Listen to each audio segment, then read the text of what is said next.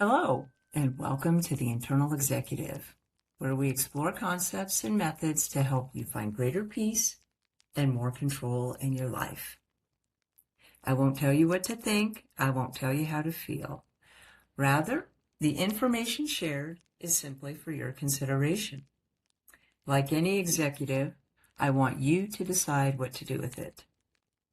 That's what I want. I hope that is what you want. My hope is that people have different ways to find good answers that make their lives better. Today is the second in a series, Who Do You Think You Are? Part 2, The Architect versus the Victim. So in our last conversation, we looked at the evidence that we aren't just biological machines. We saw that our ability to use symbols and our power to choose a path beyond our gut instincts suggest that we're built for something more. But there is a deeper layer to this. Who you think you are is exactly who you eventually become. If you believe you're just a sophisticated animal, you'll act like one. And if you believe you're an architect, you'll build something. Today, we're going to look at two world experts who offer two very different maps for your life. Sigmund Freud and Viktor Frankl. They were both very famous in the early and mid-20th century. One, Sigmund Freud, The Wounded Child and the Biological Past. Freud developed his theories in a comfortable office in Vienna, analyzing the problems of the wealthy. His bias was that we're driven by the pleasure principle, the same basic urges as any animal: eating, fighting, and romancing. He focused heavily on the subconscious and the broken parts of our childhood, essentially arguing that your past traumas dictate who you are today. It's a path that keeps you from looking forward. You are continuously looking backward at your pain as the source of your identity. And think about that for a minute. Your pain as the source of your identity. Trauma defining you. All right. Now contrast that with Viktor Frankl, the healthy adult and the future of meaning. Frankl's perspective couldn't be more different because his office was a concentration camp. In that extreme setting where he was a participant observer in a living experiment, he was able to see the line for human survival, stress testing it to its limits.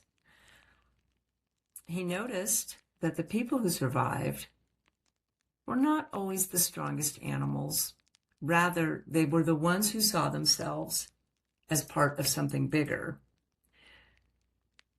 Whether that was defined by a duty to their fellow prisoners or a belief in a higher power that decided when they were supposed to go home and that it was their job to fight to survive as part of their duty to that higher power. Frankl's data showed that even when you lose everything, you still have the last human freedom available to you, the ability to choose your attitude towards the problem, the choice of resilience. Freud wanted us to unmask our neuroses by digging into our selfish urges.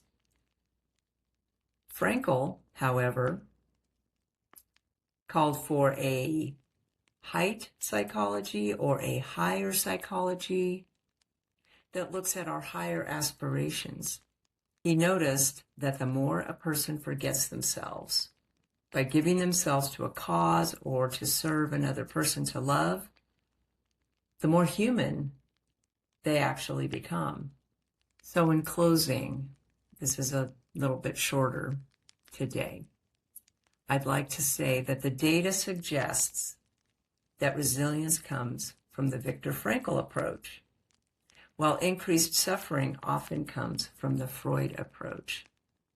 There is an old idea, often attributed to Dr. Robert Anthony, that what you focus on grows. If you focus on the source of your pain and the animal needs of the self, that pain becomes your world. But unlike other species, we have the ability to go beyond ourselves. When you stop focusing on your own needs and start looking for a reason to live that is bigger than your own suffering, you find a strength that a purely biological view of life can never explain. If you liked what you heard today, or you think someone you know would appreciate this information, please hit the like and share buttons and subscribe, because it does help the algorithm. And of course, I always want to hear from people who hear the videos, and let me know what you think. Let me know if, share with all of us if you have some ideas about what would add to this and make this more powerful. Yeah, thanks for stopping by. I appreciate it, and we'll see you next time.